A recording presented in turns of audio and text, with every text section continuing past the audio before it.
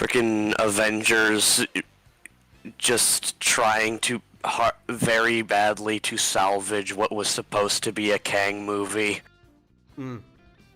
Yeah, because they kind of just completely tossed him altogether, didn't they?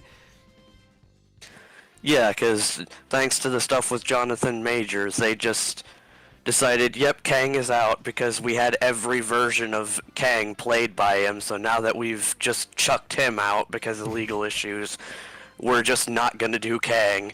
We're going to fast forward into a Doctor Doom who doesn't even know the Fantastic Four. Yeah, I mean, I think the MCU is lost, but we could hop back on that after I intro the show, because we are live. Welcome to Super Serial Showtime, everyone. As always, I am your host, Metal, and joining me today is Buck, because Marsupial just couldn't be here, and we haven't talked in a while, so I thought I'd drag him on. And yeah, we'll have a good time. If you are a regular to the show or not, please go share it out with somebody else who might like the show, even if it's just retweeting the post that I put up on Twitter or whatever. And if you happen to really like the show at any point in time, you can feel free to give a donation to streamlabs.com/vomitorium live. Really helps me out. And with that, we'll get into the show. So yeah, I think I'd have to agree. I think the MCU is kind of just a disaster, and it is mostly. It's not even the usual stuff people talk about. It's the really stupid decision making that they've made as a company, right? Like with the Majors decision, or the fact that they won't recast T'Challa or anything like that. Even though I think probably one of everybody's favorite roles earlier on was when they recast War Machine as Cheadle, right? Like sometimes you get a benefit from recasting people. Oh yeah, big time. Like, Don Cheadle's personification of James Rhodes throughout the few movies they actually bothered to use him in was seen as a massive improvement over Terrence Howard in the first film. And that was a very good thing, but they've become so against recasting that, one, they've had to entirely scrap a movie about Kang the Conqueror that they've been leading up to with like 2 TV series and 3 films. Yeah. And on top of that, they're switching from T'Challa to Shuri immediately, and in a way that kind of pisses on T'Challa's memory, because, I mean, what does he do at the end of Black Panther? He opens Wakanda to the world and promises to trade vibranium. What happens the instant Black Panther 2 starts? His mother blames the world at large for his death and shuts off Wakanda again and refuses to adhere to the promises T'Challa made. Yeah. Like, you've essentially made his life and death meaningless. Fuck you. Mm-hmm. Before I forget, let me also say hi to everyone in the chat. First person show up, we had Flyfox Pro. Hello. Nice to see you. Fischoso is here too, who's got a few comments, which I might get to in a minute or two. And Mike is here, asking me if I'm ready for Sunday. And Mike, come on. You know, I'm never ready, but I'll be there anyway. You know, that's how it is. I'm also in my own space now, so maybe I will actually return to voiceover. Who knows? We'll play it by ear. But yeah, no, that is just every decision they've made is so awful. And it does seem like, you're talking about the shitting on the memory of Black Panther in world. It's just like, you didn't have to do that. You didn't have to write it that way. Who do you think you were pleasing by writing the story that way, right? Yeah, especially since it's like, we don't want to recast John Boyega, so instead we're going to have it immediately go to Shuri, who we barely John gave Boyega. any highlights. You mean or no, Chadwin Boswick. Chadwick Boseman, yeah. Yeah, Boseman. I That's don't it, know yeah. why John Boyega came up in my head. It happens to me all the time. But yeah, it's like you didn't want to cast him because recast him because he died. But then you're switching the focus to Shuri, a character who you gave barely any highlight in a single film. And then just one of the most hated moments from Endgame. Yeah. And now we're supposed to, like... Because that's another problem that came with that movie, was just trying to fast-forward characterization that was planned for God only knows how long into the future. Yeah. And Fitzjosie even brings up another thing that kind of bothers me. It's not entirely true, but the exceptions to it are so rare that it might as well be true. And he says another stupid MCU rule is that we can't have street-level characters get movies, like them making Moon Knight a Disney show. Technically, we have had street-level movies. The original Captain America is a street-level movie, just straight up. But that was a long time ago. Ant-Man is also technically street level, like each version of it, of the movies that we've gotten have been, but also they've been awful, so I don't even want to count them. And technically, you could say the character Black Widow was, but they went and threw in a superhuman anyway because they wanted it to be crazier than it was. So I don't know. I think his it's more of a rule of thumb that they don't perfectly follow, but it's kind of true. Like Daredevil. Yeah, which I'd like to point out though with like Black Widow, it's like you bring in Taskmaster, Yeah. and then you just have their powers just suddenly not work anymore. Despite it's like the shitty Avengers video game pulled off Black Widow fighting Taskmaster better by bringing in stealth tech. Yeah. You can't copy what you can't fucking see. And that is all Taskmaster is. He has to actually witness what you're doing. But yeah, it's and you think like spies and stuff, that'd be the perfect way to actually take out Taskmaster, because unless you are somebody who is just so godly strong that there's nothing he can do about it, and that's not always true in the comics anyway. There's a lot of times where he just ends up fighting gods. You have to like just out strategize him, like beat him on the chessboard, not in the battlefield. Which would be the perfect thing to do with Natasha, but they decided to instead just have the powers not work and it just be a one-on-one slugfest. Yeah, it's stupid. I was looking forward to that one too, because at least on paper, before going into it, it seemed like a Phase 2 movie, which I think it was originally supposed to be, that was just like out of phase. I was like, man, I liked Phase 2. It'd be cool to go back to Phase 2. It's a shame we didn't.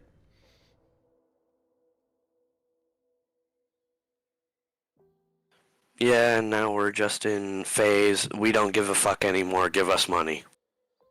Yeah, I think, I don't even know if they're calling it phases anymore. We were in Phase 4, I remember when stuff like Love and Thunder and shit came out.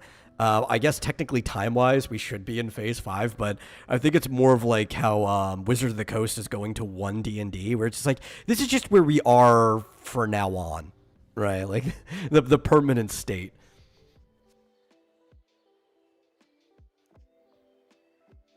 Yeah, big time, because especially with their obsession with trying to raise the bar for what's going on in movies, no matter whether it fits the character or not.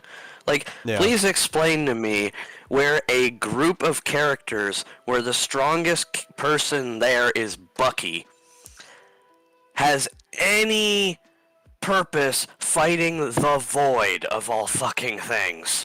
Oh yeah, I heard about that. That's ridiculous. I also hate that they're rushing straight to the Void. That's awful. It's a waste of a character, really.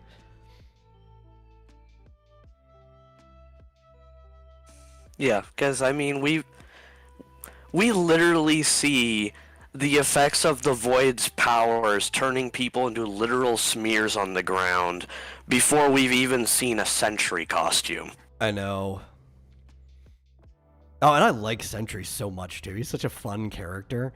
There's so much you could do with like basically watching him driven mad by the state of his own being, and it's like, nah, we're just not gonna do that.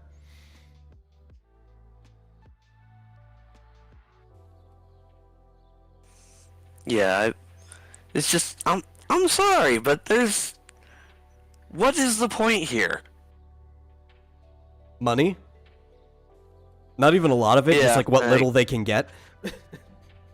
I know, it just seems really dumb, especially like for the Thunderbolts. There's a lot of very monetizable characters that have been on that team.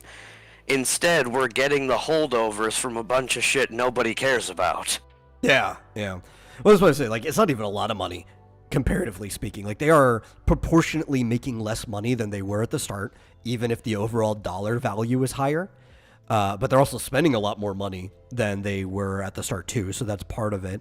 And they don't know how to properly sell this stuff. They're just kind of banking on the whole, like, we're going to get this guaranteed amount of money no matter what. Also, I can only imagine how they're probably like, oh, we'll get Robert Downey Jr. back, we'll make more money, we'll get Robert Downey Jr. back, we'll get more money. Robert Downey Jr. also had a habit of forcing them to pay his coworkers more. Yeah. That's true. But also, like, I don't know. So that might be an issue. That might be something that'll bite them in the ass. Well, I also just don't know if bringing him back will actually make them make more money. Like, for the hardcore Disney files, as I'm going to call them, I'm not even going to call them like Marvel fans or anything else. They're Disney files. That's probably really cool. Like, we saw there was a lot of hype around the D23 or whatever it was when they do that stuff, right? D25, I don't know if that number actually associates with the year or not. I'm just used to seeing D in a number. Could have been 25. But when they announced it, right? But like, to the average audience, that's just going to confuse them, right? Where it's like, oh, why is he playing Doom? Right? Why is he not Tony Stark? They didn't bring back Tony Stark, right? That's going to confuse a lot of people. I don't know if that's actually going to drive people to seats. Yeah, I mean, probably not, but it's, that's just the idea that they've got in their heads. It's like, well, Robert Downey Jr. equals money, or asses and seats and money, so we're going to bring him back. Don't matter why or how we're bringing him back, we're just bringing him back. Hopefully that'll get us money. I think this is also the other side of the coin to complaining about, like, them not recasting characters earlier on. They've been so strict about their casting after a certain point that people are kind of just used to this cohesive world where if you see somebody in it, like an actor, they're playing the same person they played otherwise, right? And they're going to see Robert Downey Jr. and he's not going to be playing Tony, and that's destroying their quote-unquote like cohesive world that they've been built up. Like, this is the type of audience member that you've kind of been almost like Pavlovianly training this entire time, and now instead of ringing the bell, you're hitting them with a stick, and they're like, wait, what? Why are you hitting me with the bell? Yeah, and that's another thing too, is because it's like another proof of how they're training people to react. Yeah. Look at how people reacted to fricking Harrison Ford as Ross, because William Hurt's dead, and and Ross is one of the few people they've actually recast. And it's like, okay, well, you wanted people to get used to only one person playing the role. Now they're getting mad at you because Ross wasn't just left in the ground. Well, this is your own damn fault. Yeah, because they're doing the same thing. This just also brings up that Cottonmouth, or the guy who played him, was supposed to be Blade in the MCU, which would also kind of have that type of issue. Luckily, I guess, Blade just isn't happening, or if it is, it's going to be completely retooled because it's been in production hell for way too long now. And I mean, he already left the project because he was Yeah. tired of turning shit down to wait yeah, so for it's, it. it's going to be somebody completely else if they do resurrect it. But the other side too is there isn't exactly a huge crossover between the Netflix stuff that was supposed to be in the MCU. They even kind of referenced the MCU in it directly, but it was never really fully a part of it. And the MCU itself, like, there's almost like this weird barrier, and there's some overlap of the audience, but it's not complete overlap. And part of that too is a lot of the people who watch it are just Netflix subscribers. And we noticed that a lot of them have not jumped over to Disney Plus to watch Daredevil Born Again, even though it is the same Daredevil and the same Fisk and everything. So I don't know how much of a problem that would be, but that would still fall in this category of things. Also, Fizz, to answer your question, why is Red Hulk the main marketing centerpiece of a Sam Wilson movie? That would require these Disney writers to actually give a fuck who Sam is. Yeah. Or also for Sam to have been built up as a marketable thing himself in the MCU, because he really hasn't. Or in the comics, Yeah, I mean, lately. He was cool like a while back when he was just strictly the Falcon, but even the comics aren't marketing him well. Yeah, like, as a reminder, the actor himself, for Sam, complained about how he had not once actually had a superhero costume.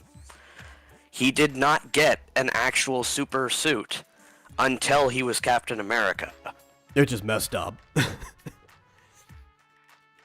Yeah, like, until he was replacing someone else, he did not get an actual costume. He was literally just military gear, a couple of plates, and CGI wings, and that was it. Yeah, it wasn't even like a tactical version of any outfit he's worn either. It was literally just like, we're going to put you in a onesie with like some straps and stuff on you and some wings. That's it. Yeah, and Fizz did bring up, like, what I was saying. It's like, Mackie wanted to wear a spandex suit. He wanted an actual Falcon costume. He did not get that. He did not get any form of suit until he became the new Captain America. And because they did not give a shit about his role as the Falcon.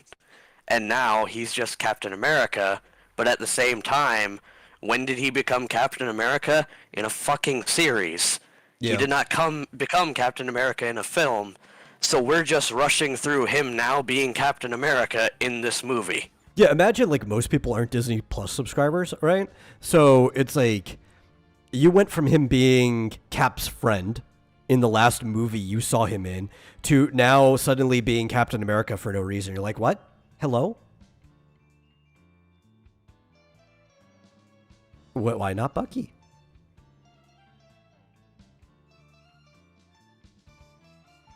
Yeah, I mean, if there's anybody who you don't have to build up into taking over the role, it's Bucky, because of who he was in the first place. Nobody would give a shit. But then you've got a character who's just been introduced in a couple of films, never actually made a marketable person, and then just, yep, here's your main actor. It's also messed up, right? So because of course Bucky they're not going to bother. Has been Captain America in the comics as well, so it would have been cooler to have him do it first. Chronologically, he was it before Sam ever was.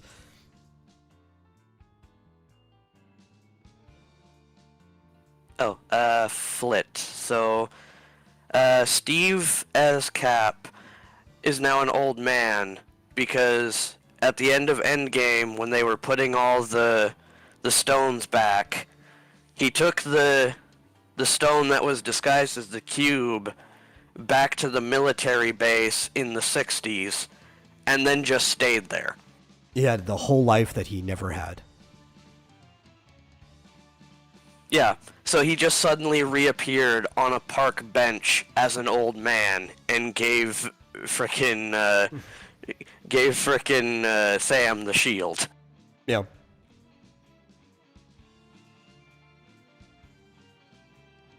Which, like, I'm not against the decision for Steve to do that, especially if, you know, that one was going to be Evan's way out. Like, he was looking for a way out, contract running up and everything, and whether he wanted to renew it or not, he didn't want to play Steve anymore. That decision was fine. It was just him giving the shield to Sam was just, eh. Especially with the show that came afterwards, because it was like, Steve gave him the shield, he immediately gives it up. Then they start being a dick to the guy the government gave the shield to. Yeah.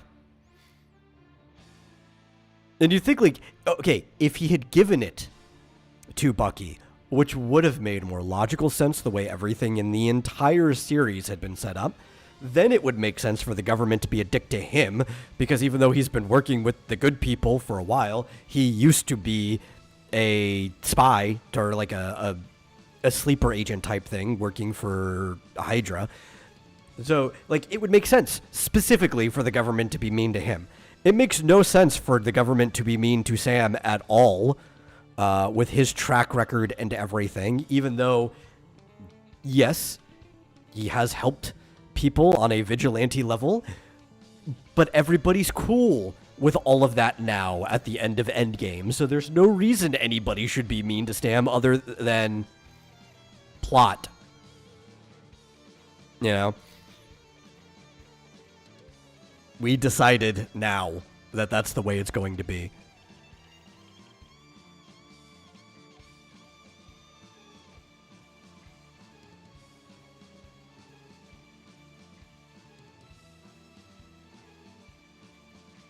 But yeah, so they don't really give a shit.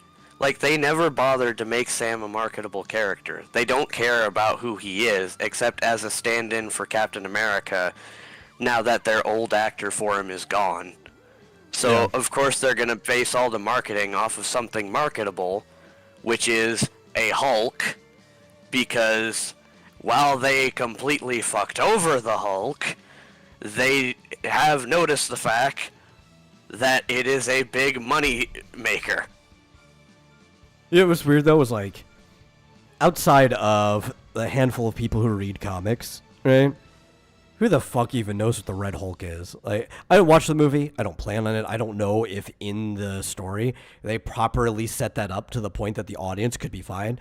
But like, the idea of a Hulk that's just red, I'm not a normal person. Is that appealing to normal people? Just like, oh, look, a different Hulk. Do you think that's enough to actually get people in seats? I honestly don't think so. I always thought it was And stupid when the only comic thing came out. I can... Yeah, I mean... And on top of that, even if for some reason this was one of their few ideas to bring in comic readers, as someone who has seen enough of that film to know how they handled it, this is going to piss people off, because the Red Hulk isn't actually how the Red Hulk is in comics. He is literally just Hulk but red. He is flat out a savage Hulk. Is he just like not exuding and burning out radiation the whole time, or? He does seem to like have a high body temperature to the point that Ford's like suit burns off of him. So he's instead doing of something just like that. airing. Yeah, but other than that, it's really just Red Hulk going wild the way the Savage Hulk used to, and just having an all-out slugfest while Sam is just trying to survive and trying to make sure that any punch hits his wings instead of him. Yeah. The leader causes Red Hulk to happen in this movie. Well, that's stupid. Especially because, like, they're only really just now introducing the concept of the leader as a character. Yeah, it's the same actor that played Stearns in the Incredible Hulk. Yeah, I movie saw with that. Norton. Yeah, which I thought was cool. But, like, conceptually, he wasn't what you would call the leader back then. Yeah, well, apparently he got the mutation from the cut in his head when, you know, he made Blonsky, like they alluded to in the film with his, like, head pulsating. Yeah, I saw that, But and I remember that, and it's cool that but that's how he's getting it. spoilers for anybody who gives a shit. I doubt anybody here does, though. Uh, so basically, Ross is supposedly dying of a heart condition.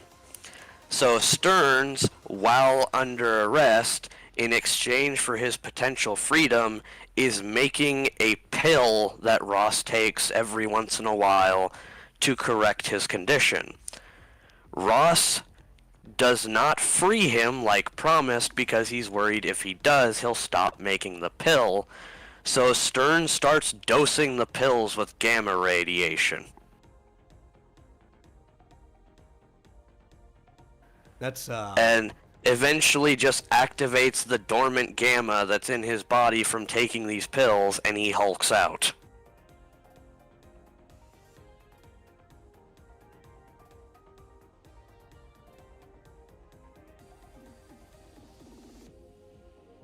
yeah, I don't like that.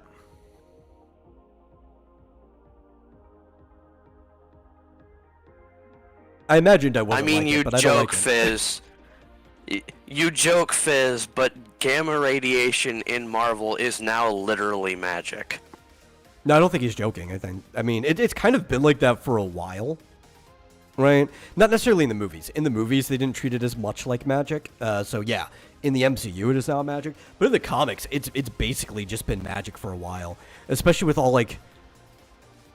Even before Hulk himself being like this weird incarnation of the one below all's rage or whatever, like all the soul shit that Hulk did directly regarding gamma radiation, even like a decade or two ago, it's basically just been magic for a long time. Especially with the bullshit of how the hell he managed to irradiate Thor. Like, I'm sorry, but you describe these gods as being immune to radiation, and then he suddenly hulks out. That's kind of fucked. Yeah. That's why I don't engage in Marvel anymore, though. Not because of silly stuff in the comics. I like silly stuff in the comics, but there's no vision across it, and it's just a bunch of stupid things. You know. Mike has a question. Here's a question for you. Overall, which writings are worse? The current MCU or the golden age of comics that we have been reading for the last few months? Well, the thing about like the golden age of comics is that they, for the most part, they were kind of crafting a new type of narrative. Because like the Cape comic is just becoming a thing. They're sort of modern myths in a way, so they're leaning heavily on like folk tales and mythology of the past. So there is a lot to pull from, and also pulp heroes that have existed for a little bit before that. But they are somewhat crafting a new sort of genre, a new sort of narrative, and you kind of have to give them somewhat of a pass, even when things are kind of stupid, reasonably for what people knew at that time. Meanwhile, you have modern writers who also, they don't just hire people off the street that often, right? I know we used to make fun of in the comics where people would be like, oh, look at this Tumblr writer or artist or whatever who was hired, which, true, that person was off of Tumblr, but they actually have a lot of requirements for you had to have gone through university for a degree in this, if you like a creative writing or art degree. Doesn't mean you're good at it, mind you. Doesn't mean you're good at it all. But they have like all these requirements of people that you'd expect to be competent, who have access to all of the stories that were written before them that they can pull from. They could do very, very basic research in a minute with the internet, right? And I'm not even talking about like go to a wiki, because that's not enough research. I mean, if they wanted to pull from something, they could literally jump and read a classic comic. They have archive versions at Marvel Studios for people to read from, and they just choose not to, and they're just not very good at what they do. So I'm going to definitely say the current MCU is worse writing in general than the golden age of comics.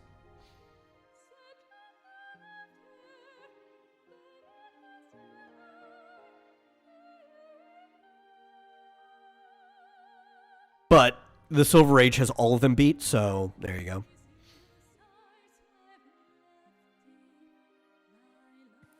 Allow me to shoot mini Supermen out of my hands. Yeah. That is by far the goofiest but funniest power they ever gave Superman. Just the ability to shoot small Supermen who had his exact same powers out of his hands for no fucking reason. But you know what? It was cool when they leaned into the goofiness and they weren't trying to make like excuses for it. If I remember, I think that was also around the time when they had him like get a third eye from red kryptonite, and he just wore hats to hide it and just said, "Oh, the red kryptonite makes me compulsively wear hats." Mm-hmm. Okay, well, I'll put this specifically in the YouTube chat. So if you are watching this on YouTube right now, Fizz asked, and I agreed, to putting his Redbubble link. He made an image of the buckler by our good friend, John Dillard, who gave him permission to sell it. So it is licensed fan art, and you can go and buy it, and he really needs the money. So there you go. I have not looked at it. I can't vouch for how good it is. You can make your own judgment when you do, but there is the link in the chat.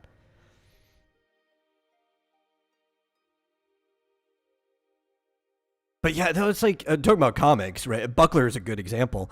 There's just so many really good indie comics, even if you're into Cape shit. I love Cape comics, you know? And if you're into Cape, like just go somewhere else. You don't have to read Marvel. You don't have to read DC. You can read the old stuff. I would always recommend going back and read the old stuff because it's fun. It's just they're not making many fun things now. It's a gem when you happen to find a current one. But you've got plenty of indie Cape comics you can go and read. Or if you're not into Cape comics, plenty of indie other things. Go support a independent creator, you know?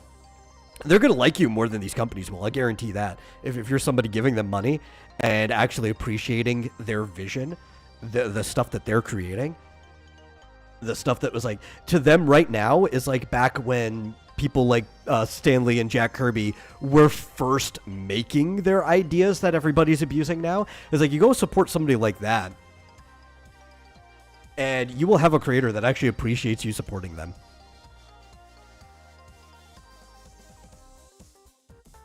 See, Mike says, I asked because you always give good critiques during the appearances on Historical Comic Retrospective and the mic stand. Yeah. Which again, I'll be on there this Sunday, or this upcoming Sunday, so next week. And it's like, as critical as I am about them, and I am pretty critical, I'm mostly relating them to the other type of stories that are being told at that time, right? So even outside of comics, you have pulp fiction, which was very, very popular. And a lot of pulp mags being sold at the exact same time.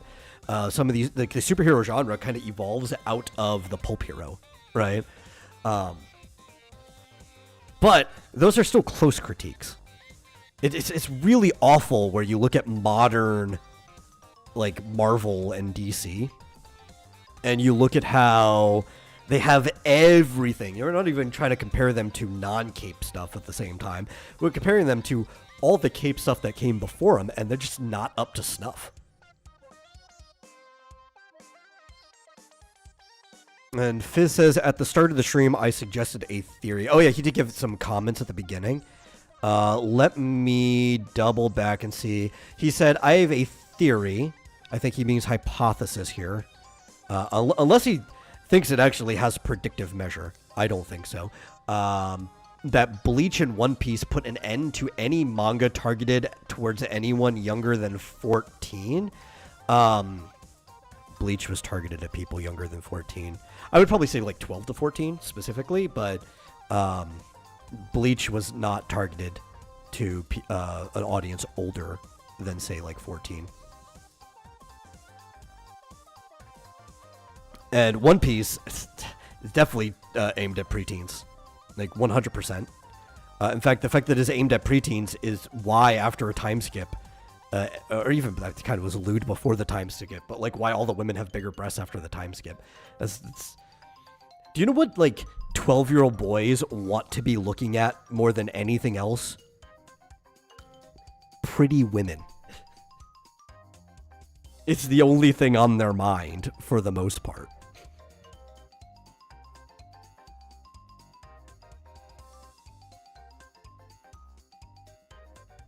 Actually, there was this funny like question answering with Oda, right, the creator of One Piece, that I saw. It was translated into English, and somebody was asking, "Is like, Oda, I noticed you like to put in a lot of shots of women's behinds, but where's the balance? Where are our men's asses?" And his response was basically just him jokingly screaming like, I'm being threatened into drawing men's butts.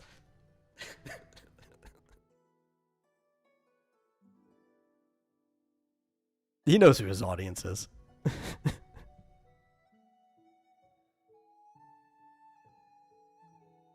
I do think, though, I saw that you also said that you were talking to somebody on Twitter, and they said that like preteens are not middle schoolers are not who they're targeting. That's actually partially true this day, though. They still need to hit it within what would be the standards for Japan. Like the magazines do have standards on what is allowed in their personal magazine. It's not necessarily being forced upon them from like some organization in the government or anything. They're allowed to self-regulate to a degree, like almost like everything here, where are your publications and video games and movies and all that can self-regulate as long as they're rating themselves properly. Comics and books don't really need to rate themselves, but magazines do have standards of what they will and will not publish in their magazine. So it depends on the magazine that you're going to. They are less concerned with Japanese school children these days, even if that is their age and target demographic, because their actual target demo is selling it to international like manga and anime fans, people who probably grew up with this stuff well over a decade or so ago. Like they are actually wanting 35-year-olds to read this preteen story, right? Because they know those are the people who will spend money on it. I don't agree with this, but Japan also suffers from the same thing that we do here, where a lot of like 12 to 15-year-olds are spending more time on video apps along the line of like TikTok. Though I don't think TikTok is super popular in Japan. I don't even know if it's allowed there or not. But they have the equivalent, like they go to Instagram Reels or YouTube Shorts or whatever. They do spend more time on this quick content than not. And if you are going to be like a mangaka, right, a manga creator, you are competing directly with the attention span of digital devices. The only thing that I think still keeps them really afloat is a lot of the magazines are smart. So Shonen Jump has its own app. A lot of what people read is through the app. Spy Family is not in the physical magazines. Spy Family exists first in the Shonen Jump app, and then you can buy the tankobon later when there's enough to be collected into a volume. I think that's part of what's really saving the attention of younger people onto the magazines. And the fact that you can still buy the magazines at your train station. Like there'll be a kiosk and stuff there, like a news/magazine store. But most people are reading on the app now. Less people are reading the physical publication. Fizz says Invader Zim would not fly in Japan by the standards of Pokemon. Yeah, I mean, Invader Zim honestly really didn't fly here. Buck, you remember we were alive at that time, and if you were paying attention, less so with parents. It wasn't one of those ones that was super controversial with parents, but it was one of those ones where there was always a lot of controversy with the network itself around Invader Zim. And Invader Zim even got canceled at one point. Yeah. Yeah, they, like, despite the fact that Zim and Gur would occasionally pop up in just Nickelodeon marketing, the show itself had a shitload of issues to the point of even like shifting around time slots on it almost constantly. And then it came back for another season, but it only ended up being like a half season. It was like an incompleted one. And part of the season had to be two things that they originally planned for movies. And it also didn't make any chronological sense because they had to skip some stuff. So like there was an episode where Minnie Moose just shows up out of nowhere because they had to completely can the episode that explained where Minnie Moose came from.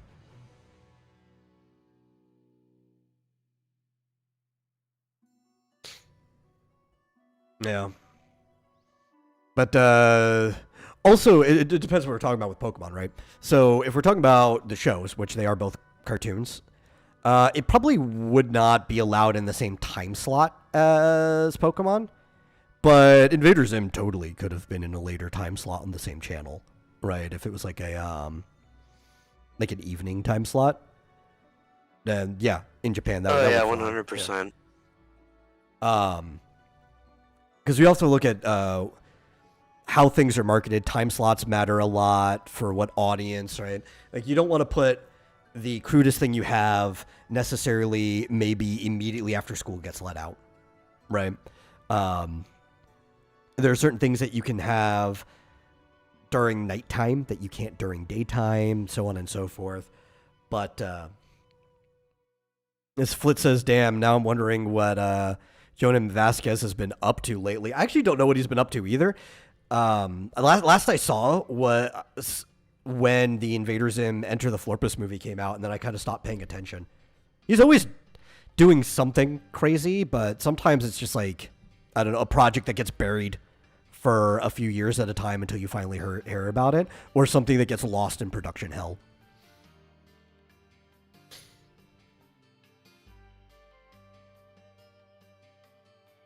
Yeah.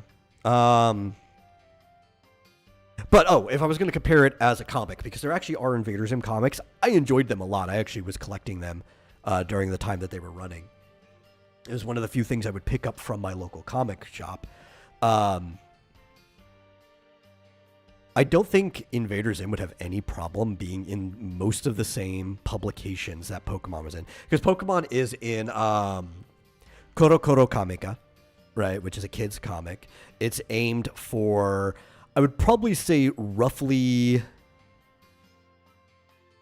7 to 10 might be the audience for that. Like, you can bleed a little younger. Like, they might let 5 or 6 year old, like a parent might buy it for it.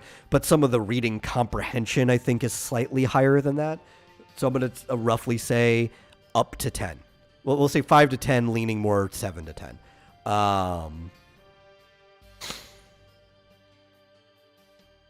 And I've read quite a few things from Koro Koro Kameka. And at least how sterile the Invader Zim comics are, it would pass. I think it would pass, no problem.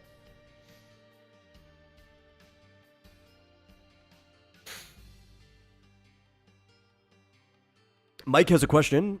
Speaking of One Piece, did you hear that due to the success of the live-action One Piece, they are now talking about doing a live-action Claymore? Ooh, Claymore's pretty dark. I like Claymore. Claymore is pretty cool. It's also... it's not ecchi at all, but there's a lot of sexual aspects to the storytelling at certain points, especially the whole nature of how the women that are kind of like the hunters of the monsters are kind of the monsters themselves, but they haven't become it fully, right?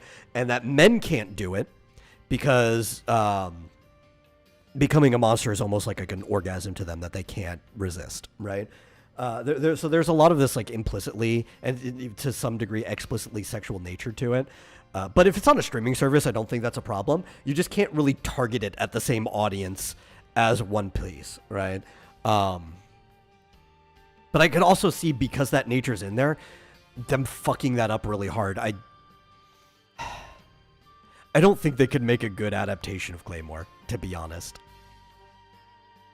I rewatched it last year, around January, I want to say, like late January.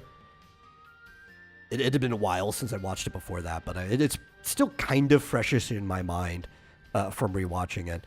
And it's really good. It's something that, if it was handled properly, I could totally see a good live-action adaptation of it. I just don't think they're going to do it. I don't think it'll be good. Yeah, I mean, I feel like it's kind of the issue of, oh, this was successful, so we're going to do this. And that is not always a good thing. Yeah. But you know what? In some ways, Claymore's kind of almost sort of, I'm stretching this, but symbolically it works, a female version of The Witcher, right? Like you could see a lot of crossover in the audience there and some of the storytelling themes that you could have that without forcing it. Like it's already there in the story. I could, there's definitely would be appeal to the Western audience just because of the appeal of The Witcher. So like, yeah, I don't know. Ah, yes, The Witcher, something else they're going to be ruining soon. They already have. Well, yeah, but I mean... More so. Games too, because now you have Ciri, canonically the most powerful entity in all the world, nerfing herself and turning herself into a Witcher. Yeah. Like, there are people who wanted to play an endgame Ciri. This is not what they meant. What the hell are you people doing? Yeah, no, She doesn't need to be a Witcher. She's stronger than a Witcher. She's... Yeah, and that's kind of the whole point, was just... She has now finally had the chance to be trained by Geralt, so she is, canonically, capable of having all the skills of a Witcher while being something a million times stronger. Why the hell are they just turning her into a mutagen and oil-using Witcher? Because it's not about doing things right. It never has been. Yeah. Yeah, this is literally just having you play as Geralt, but the character model has tits this time. You know what series I would actually like to see a live-action adaptation of? But the special effects budget would have to be over the top, so it wouldn't happen. And also, I don't think the series is popular enough for it. But I would love to see the series Shakugan no Shana adapted into live action. I think it would be perfect for it. But you could say that name out loud and absolutely nobody, including you that I'm talking to, knows what that is. I will agree. I have no idea what the hell that is. Yeah. I'm just gonna leave it there. I'm not even gonna explain it. If the audience doesn't know what Shakugan no Shana is, go look it up. It's a good series. It's actually probably one of the highest rated anime adaptations that I would put up there of a light novel series. I would put it up there, probably in my top 10 anime that I've ever watched.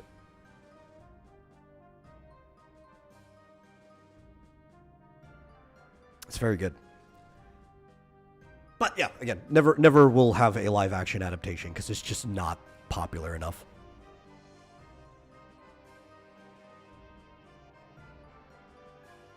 Speaking of popularity, I don't think we talked about this with Marsupial because it was happening while we were on hiatus during our move. But it's been trending. There's a lot of really young anime fans now that don't even bother to learn any history. of like the type of medium that they're jumping into. Most of them are just shonen fans. As you remember, even from when we were in school, that's most people who claim to watch anime anyway are just shonen fans, battle shonen specifically. You remember the anime club was mostly people watching DBZ and Naruto, right? Yeah, I mean, I didn't have time to actually be in that club, but yeah, it's basically you talked about Naruto, One Piece, or DBZ. That was pretty much it. Yeah. And I didn't want to be in it, even though we knew like our friend Brandon Dixon was in it. Specifically him, despite being our friend, was one of the reasons I didn't want to be in it. Because instead of saying like Naruto, or even just like casually just Naruto, right? Saying it properly, or Sasuke, those were the type of people that once they decided something should be said away, they just say it that way. So they were like Naruto or Sasuke. I was like, I don't want to hang out with you guys. At least in this setting, we could go talk about other things. I do not want to talk to you guys about this stuff. It's gonna frustrate the hell out of me. I can understand that at that point. It's like I'll talk to you about anything else, but if you're gonna keep saying that, please keep your mouth shut. If you say Kamen Rider one more time.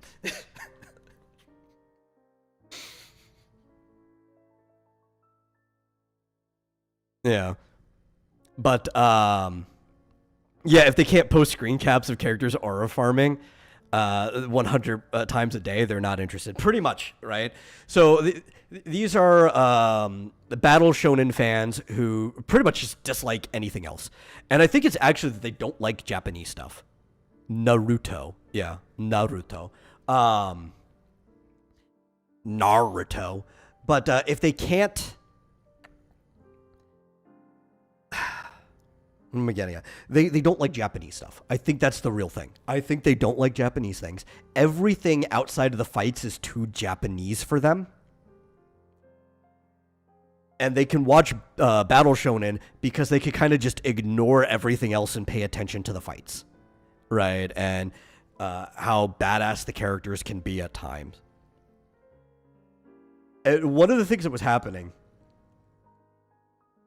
is that absolutely none of these younger people knew who the hell Haruhi Suzumiya was.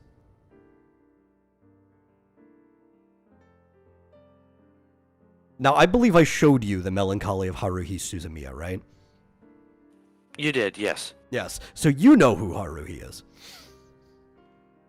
Yep.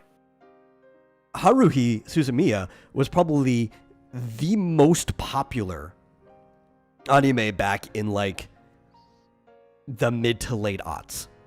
You could not go to a convention without seeing people dressed up in like the bunny outfits, looking for espers and stuff. In fact, there's even that funny bit from the that really popular Kefka cosplay video where he brings the Ifrit to them. But they don't know. They don't know any of the history. They don't know anything that happened outside of like not even Dragon Ball, DBZ specifically. Anything that happened before, I don't know, maybe even the year 2010. With some exceptions. I have genuinely had some younger anime fans that I've had conversations with that I would explain things from Dragon Ball to, and their response was just, wait, that sounds like a much more interesting show than DBZ was. Yeah, if you're actually into storytelling, it totally is a much more interesting show than what DBZ became, right? Once the series gets to there. There's still some fun stuff that happens in it. But it just became so much about the battles later on that you don't really get truly interesting stuff until near the end with the Buu saga, like after Namek explodes. The whole Cell saga, which if you're into battle shonen, that's everybody's favorite part, right? Like if you're just into the battles. If you're into like general Dragon Ball, that's actually like probably most people's least favorite part.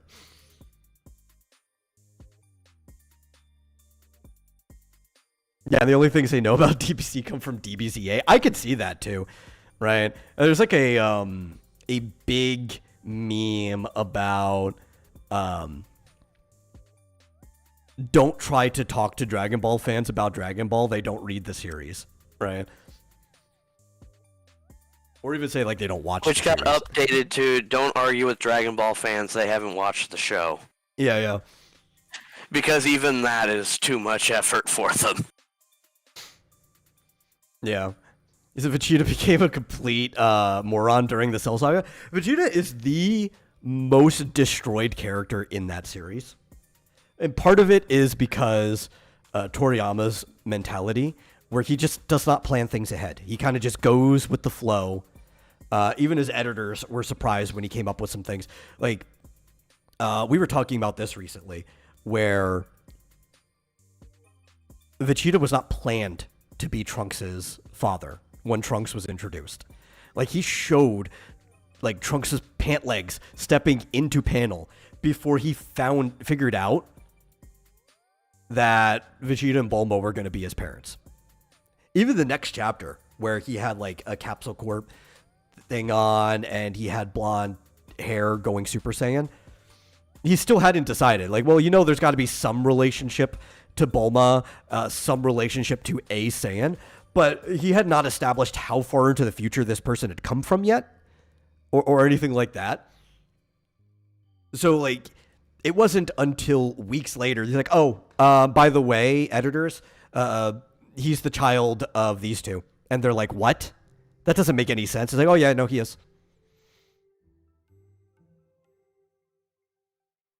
But Vegeta was on such a cool track when he started. He's like, okay, he's this guy who was really kind of just a bully. But he was a bully who got bullied, right? And that's kind of sort of why he's in that situation. Then he meets somebody who kicks his ass that shouldn't be able to. And he turns around and is like, okay, we can actually get a lot stronger than I thought we were. I'm going to go back up against my bully. And it's like everything on Namek with Vegeta is cool, right? It's really, really cool. His character is developing in a interesting way that has tracked with everything you've seen with him of the previous arc. Then we leave Namek. And Vegeta's just kind of like, eh. Like, he's still kind of,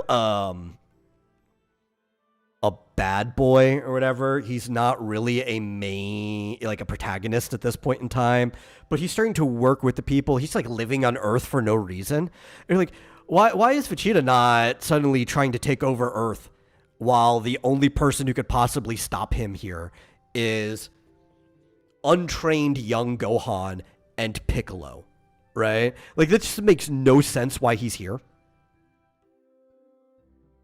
And slowly he just starts working into being a good guy over time because he keeps getting the shit beat out of him.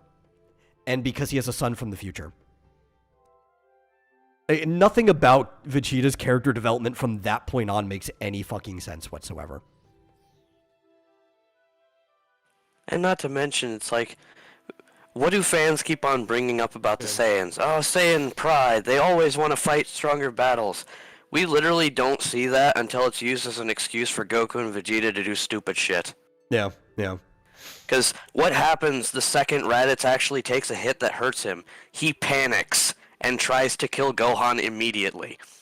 What happens when Nappa starts taking blows that damage him? He panics and tries to attack non-combatants during that fight. Yeah. Flitz's Bulma bath time was keeping him in line, but that doesn't happen till later. That wasn't on the table yet. They weren't seeing each other yet. Even Vegeta, what happens when Goku finally uses a move that does even minor damage to Vegeta? He panics and threatens to blow up the planet. Yeah. Literally every single time they showed even an inkling of having a strong fight against them, they panicked.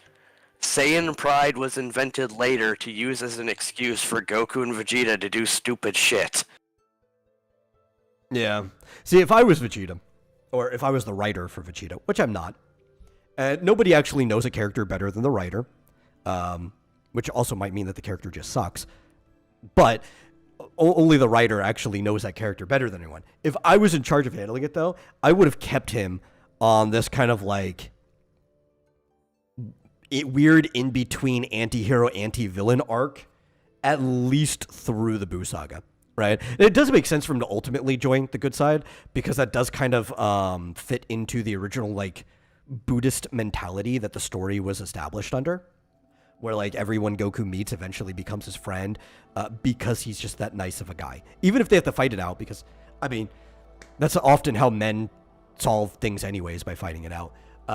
Everybody eventually Not to becomes mention his that friend. Vegeta's arc done that way would also tick a few of the boxes from the old Monkey King fable that didn't apply to Goku due to a vastly different temperament. Yeah. But I don't know. I mean, you could even still leave it, the whole Trunks thing. Just make Trunks come further down the line, right? But, you know, then you wouldn't be able to do the whole Gotenks stuff if that happened.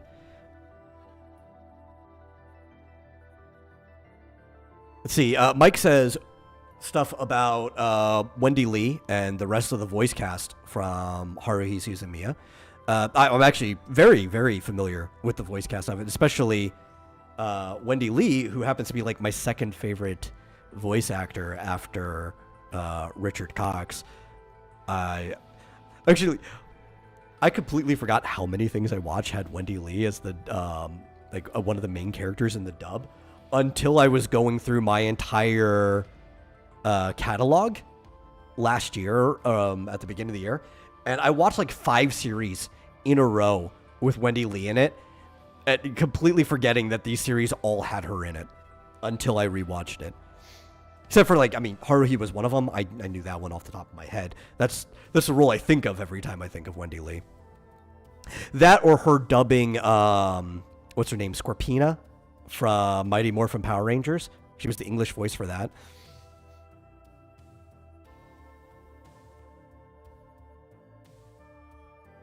You remember Scorpina, right?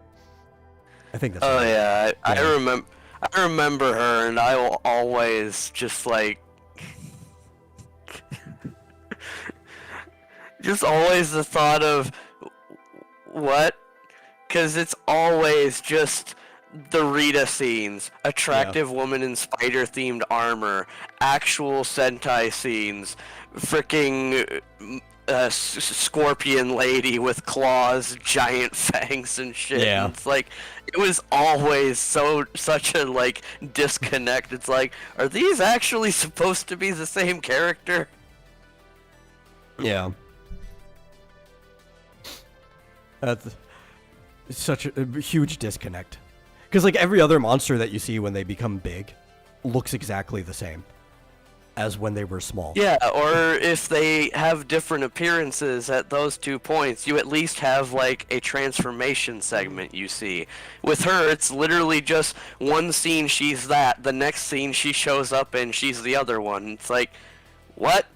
It Yeah. isn't until I heard the voice that it's like, okay, so that is supposed to be her? What the hell? Yeah, yeah. If it says no go tanks, oh no, what a nightmare / sarcasm.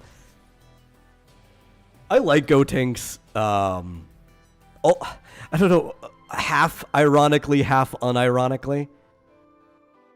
It's kind of like the worst thing that happened in the Boo Saga, but at the same time, the best thing that happened in the Boo Saga.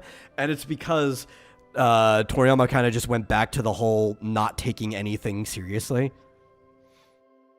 I definitely like Gotenks more now than I did back then.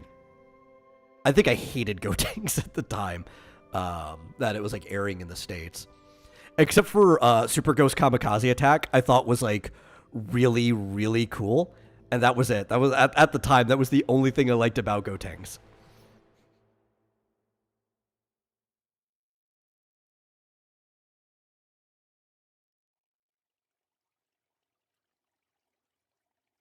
And, well, I also like the sequence where they kept messing up, and there was like the skinny and fat Gotenks, and you're like, damn it, now we gotta wait like half an hour or whatever for this to wear off before we could try again. I thought that was a pretty funny gag. This is like 100% Yeah. a Toriyama gag. and one that he brought back for Dragon Ball Super, because Yeah.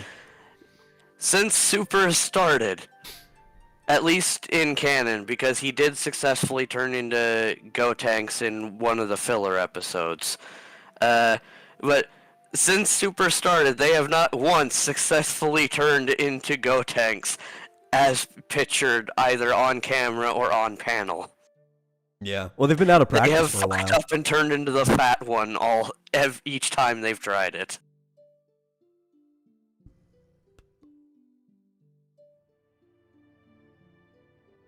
Yeah.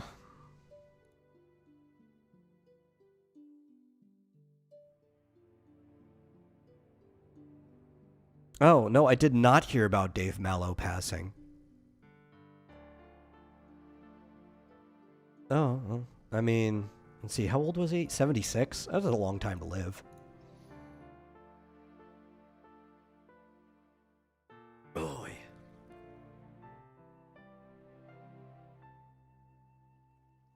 Yeah. Aren't you glad they weren't in Daima? Oh, God. I mean, they technically were for Like- like the very first episode, and you saw them as actual little babies, and that was it. It's like Daima is bittersweet because it brought back a lot of what was good about Dragon Ball, but at the same time has that nagging feeling in the back of your head like this joke would be funny if this wasn't an adult Goku doing it. Yeah. You know, let's actually talk about Daima for a little bit. I tried to talk about it on the show a little bit, and some of my thoughts on it, but Marsupial just isn't into Dragon Ball. Right, of all the stuff we watch, he'll never be into it, and that's fine. Not only is Battle Shonen not for everyone, I actually don't think it's for most people. There's way better stuff you could be watching, but if you're somebody who's been watching it since you were a kid, since you were the target audience for it, it kind of grows on you, and you continue to watch some of it. Especially if it's a series like Dragon Ball that's been running that entire time, right? You kind of have like this at least semi-attachment to it, right? But we didn't get to talk about it. What are your thoughts on Daima as a whole? I mean, as a whole, I like it because the vast majority of it is returning to what I actually liked about Dragon Ball. It was this adventure, there was a lot of gags, it didn't take itself too seriously, and when there was a fight, yeah, you already know Goku's gonna win, but it's more the entertainment of how he's doing this fight than whether he's winning or not. And you actually have some interesting side characters, although I will admit something that did annoy me was the fact that Pansy was just a child version of Bulma. And then you added child version of Bulma, so you've got two of basically the exact same character standing there. Yeah, well, Pansy at least was a little less high-strung. Despite being an actual princess, she was a little less high-strung than Bulma, so there's somewhat of a difference. Actually, I think she was probably far more tolerable than the current version of Bulma. Well, yeah, I'll agree with that. It's just the fact that the big thing about her was that she was the smart, serious one who knew tech. Yeah, I can do mechanics. Just like, that's a role that's already been filled, and you're also bringing in the character who fills that role in the first place. Feels kind of weird. It felt like the series was too short, right? And it's not because I wanted the series to be longer. I kind of like shorter, isolated stories like that. I think it's too short because it felt like they wanted to do more with it, right? Like, it really felt like a Dragon Quest. The first few episodes felt like a typical like adventure thing, but then it felt like the last few they just speed blitzed into like Dragon Ball Z style shit because they had more than they intended to, or they had more they intended to do and less time to do it in. Yeah. And I do think because it feels like he wanted to make a Dragon Quest style story, right? A lot of people even say a lot of the artwork or the new characters look like stuff he would have designed for Dragon Quest rather than Dragon Ball. And I think he kind of had some of that freedom by going to a different realm than where he normally works in, right?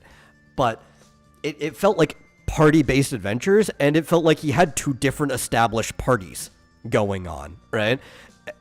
And you kind of wanted it to last longer with the two different parties doing different things.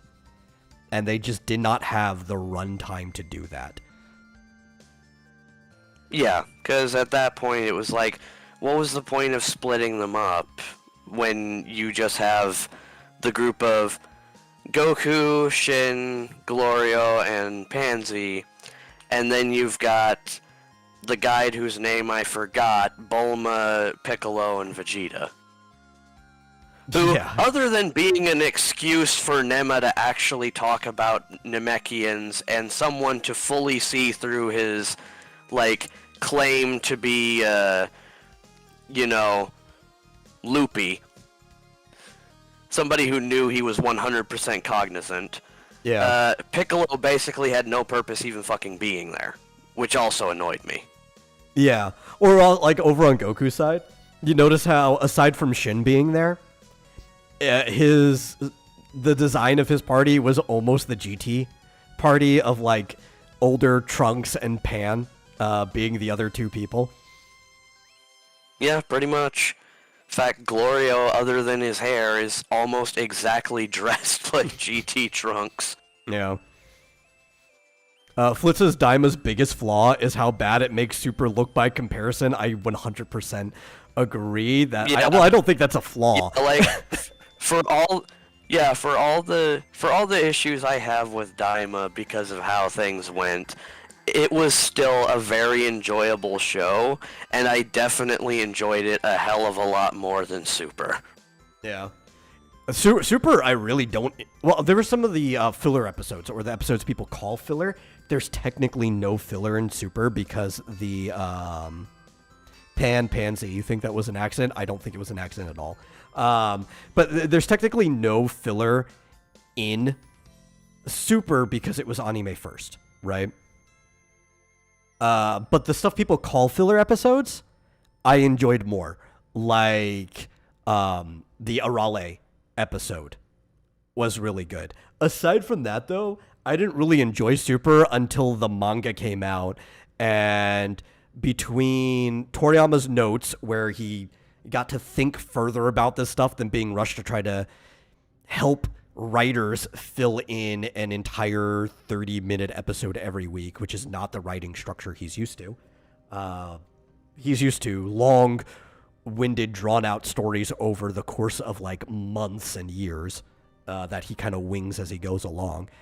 Between those notes and Toyotaro coming in, I thought the manga for Super was much better and actually enjoyable and felt more like what the series probably should have been.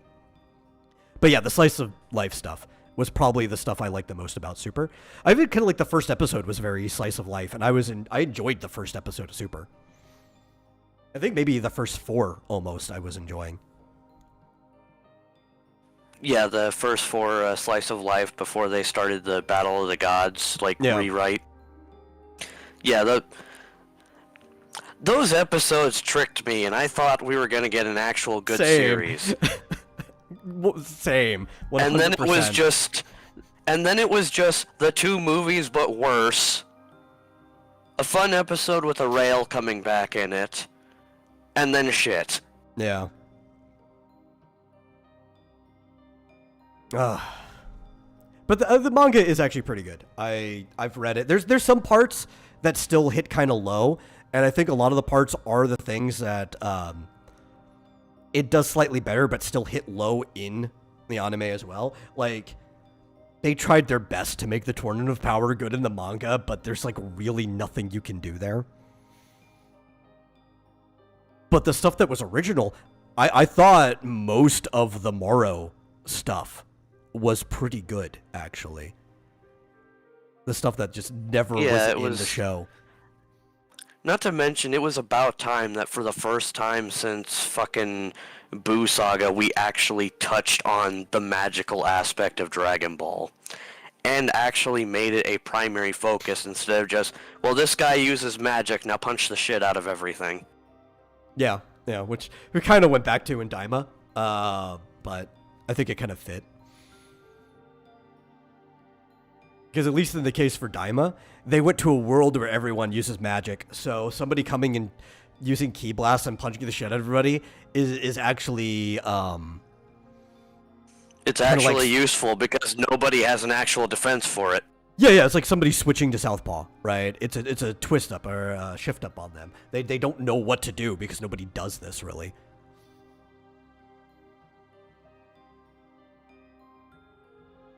Yeah. But there are better things than Dragon Ball out there that people can watch. I recommend. There are better things. But if you like it, at least Daima was good. Yeah, definitely. And again, a large percentage of the issues for me was just, it felt rushed. It also felt like there was no reason for Piccolo to be there pretty much at all, which kind of annoyed me because it's a waste of the character. And some of the gags made me upset instead of laugh because of the scratch in the mind that this would be funny if it was actual Kid Goku doing it. Yeah, because instead of just adult Goku. Goku in a kid's body. Yeah. I don't know. You know, like, I agree. And the same with like Vegeta. Vegeta even starts acting like a kid almost that we've never seen. Because we've just never seen Kid Vegeta. But he's doing things as a kid that are just as dumb as Goku. It's like, you didn't show signs at the beginning that their brains became child brain. Just that their body, physically they would have a child's brain, but it seemed like with their memories and everything, they were still at first thinking like the adult versions of themselves. Yeah, and Krillin even mentions the second it happened that we're not kids, we're just small. Yeah, so it's like, why? Which is also what led to Bulma making the joke, then this shouldn't be any different for you. Yeah. Especially, like, the Buu saga. Goku had actually, through the course of both Namek and the Android and Cell sagas, kind of matured. Which they completely erased in Super afterwards. But he had actually kind of matured if you're tracking his character growth. To the point that he's actually, during the Buu saga, lying to people because he thinks that's for the best, right? And then that Goku just disappears after that. Mostly because that was planned to be the end of the series. And you can't really work with Goku when his character development's done.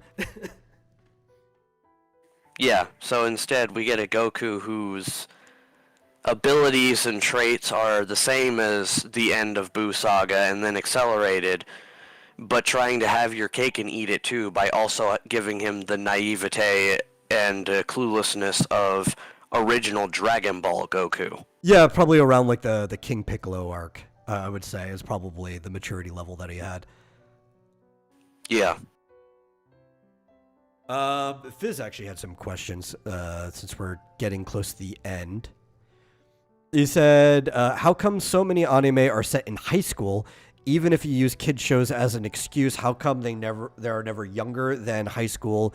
If it's aimed at 12 or 13, then why not? Because middle schoolers think high schoolers are cool. Yes, I was actually going to just say that too.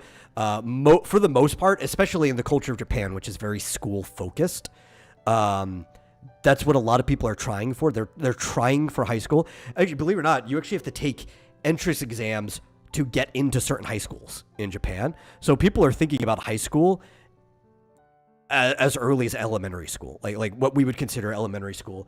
For a lot of them, there's no difference. Like, you're in elementary school until you're in high school. That's just how it is for a lot of areas. Some of them separated into two different schools, elementary school and middle school. But you're already preparing for high school. They think high schoolers are cooler. And if you do that, you get to double dip, right? Because a lot of the people who are in high school were just in your age demographic, right?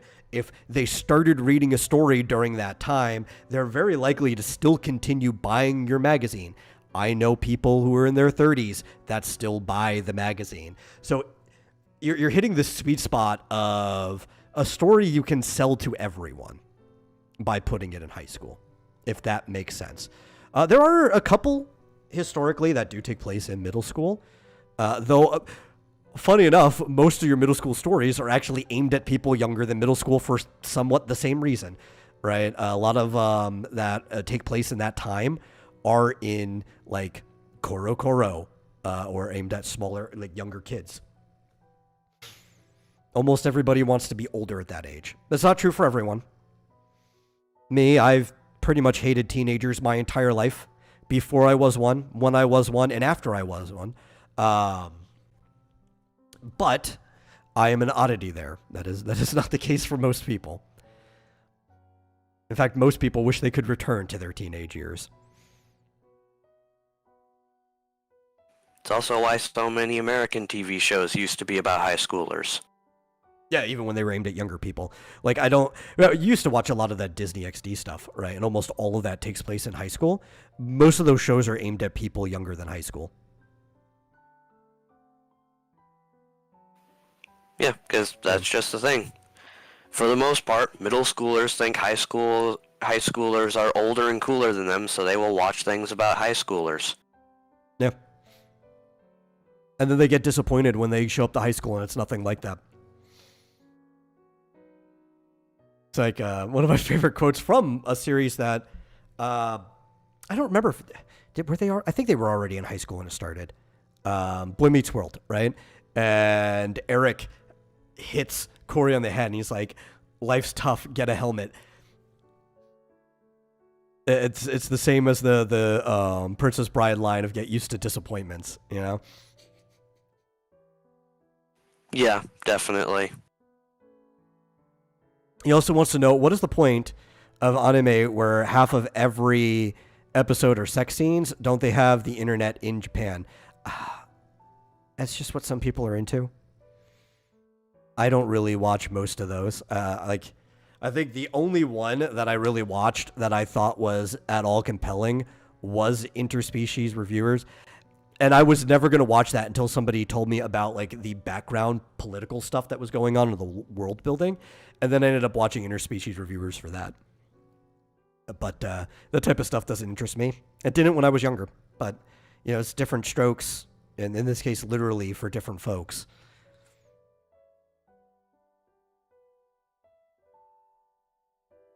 Talking about something I just rewatched. I actually spent, I think, the last 2 days rewatching it because it's been a long time.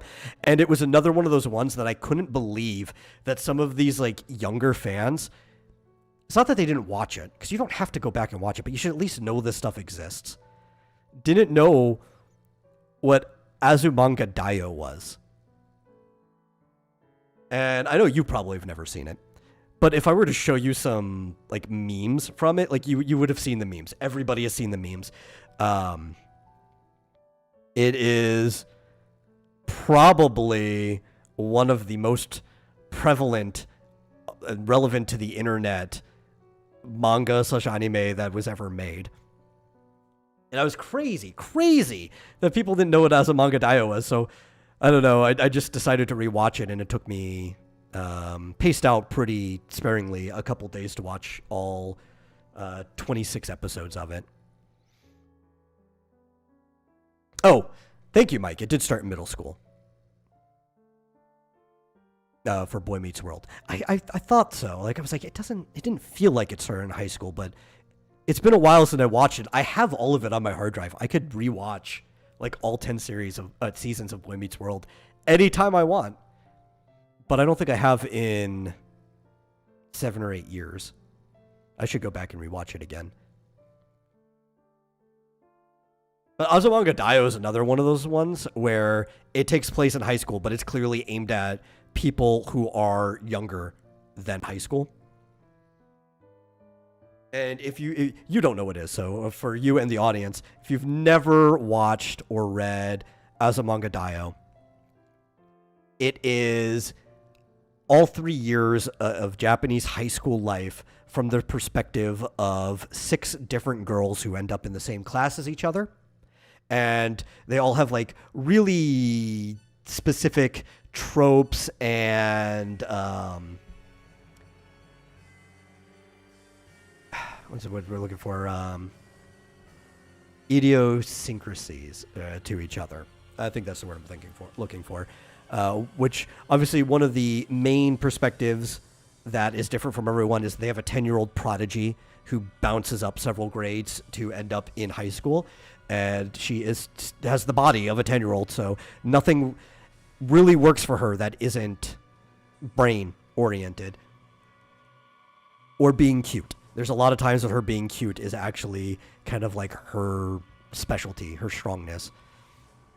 But she gets thrown around all the time by these older, violent, rambunctious people. Because their teacher's actually pretty violent, as far as the teacher does. She, like, rolls up their paper textbooks and smacks people all the time. But yeah, it's 6 completely different types of girls. You follow their entire journey. It started out as a yonkoma, or what's sometimes called a 4-koma manga, which is like almost like a newspaper strip in a way, where every single installment is a 4-panel page, where there's a bit to every single page, right? And that was done into a single season, 26 episodes.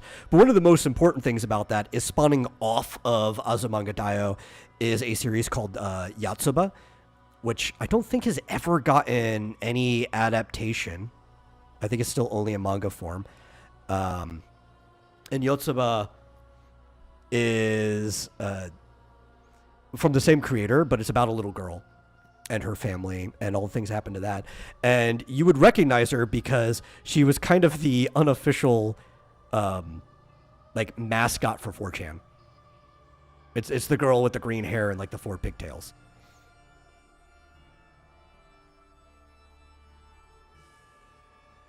In fact, I believe, historically speaking, 4chan even started as an Azumanga Daioh discussion board.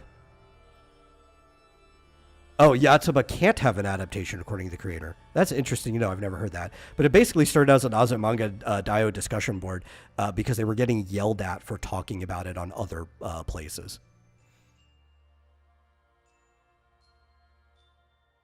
And now it's kind of just grown into the thing that it is, which is hilarious. See, Fizz says he's been watching Sakamoto Days. I, too, have been watching Sakamoto Days. I told Buck here to watch Sakamoto Days. I think he would like it. You haven't started, have you? No, not yet. Although I did add it to my list on Netflix. Yeah, you'll probably just wait till the season's over, won't you? Probably. I do tend to prefer to watch it straight through because then it's always kind of annoying when you're watching it in the middle and it's just have to stop and it's like, okay, what was the release schedule for this shit again? Yeah. Right now, it's releasing for us on Netflix on Saturdays. I don't know how many episodes are left. I think I saw episode 10, and I think in Japan they're already on 11. I think we end up being like a week behind, at least if we're on Netflix.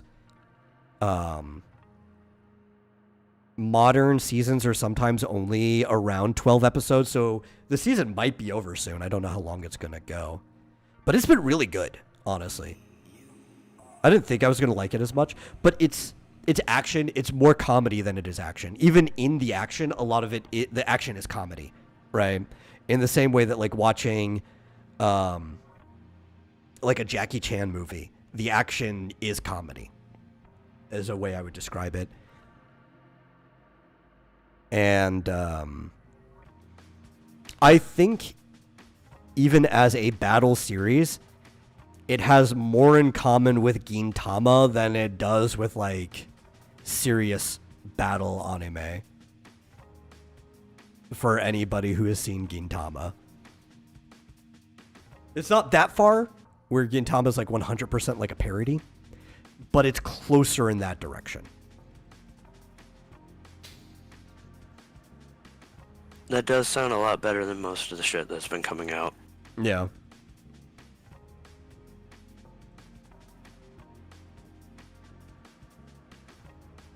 See, Mike says some good anime that are similar to Azumanga Daioh in regards of different personas. The characters are Best Student Council, Sister Princess, and Negima. I know Negima. I haven't heard of these other two. Maybe I'll come back and look at the chat, write them down, and look into them. I am always looking for new and old things to watch. And this is honestly, it's not bad. Not a fan of the art, though. That digital airbrush shading looks so amateurish. Yeah, there's a lot of times I find myself watching it, and the art's just not doing it for me. Especially knowing that a lot of it is very common these days, are just 3D models that have been flattened and given an outline stroke. Sometimes the stroke's added by hand, just so it looks properly. But they'll start with 3D models and they'll flatten it, and yeah, there's like some airbrush shading and stuff on there. A lot of times I would prefer if it was just like cell shading, if you're gonna do that. And not every scene is done with the 3D models, but you can clearly tell when it is. And it's just, I don't know, it feels lazy to me when I see it.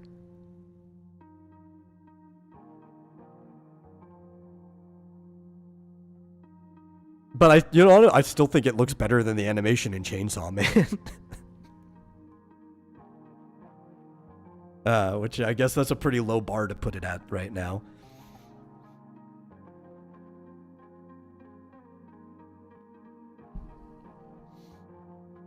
But oh, hey, you know what? We're at the end of the show. We've been on here for an hour and a half live. I mean, technically it's been loading for half an hour before that. So thank you all for showing up. I had a good time.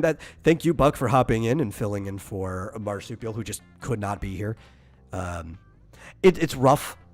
I might have to start like getting more people on the roster to fill in, because now we live like an hour away from where Marsupial works. And sometimes he just can't be here on time. So, yeah. I will not accept everyone to be a fill-in, but if you would like to apply to be a fill-in, I will consider you. For anybody who just wants to come on and talk some shit, remember, Mondays are serials, movies, shows, comics, novels, whatever. Thursdays, video games, toys, collectibles, things like that. If you are interested in reading some indie stuff, I am starting X Dynamis Chaos back up. It's been on hiatus for a while. We do have a new series that should be starting soonish by a different artist, so it shouldn't be taking away from my time drawing. I just need the time to draw. Called The Dreamscape Dilemma. The Dreamscape Dilemma will be a premium story, so you will have to pay for it. But if you do not want to wait for the whole chapter to be finished, I do have a Patreon set up for X Dynamis Chaos, where you have options for exclusive behind-the-scenes stuff for the otherwise free website stuff, all the webcomics I currently draw. But there's also a tier for everything involving the Dreamscape Dilemma, where you'll get to see the different stages of it in development, sketches, reference art, and the finished pages before the series is done for like $5. You can go check that out. But yeah, aside from that, that's the show. We'll see you guys no later than Thursday, unless I randomly decide to stream between now and then.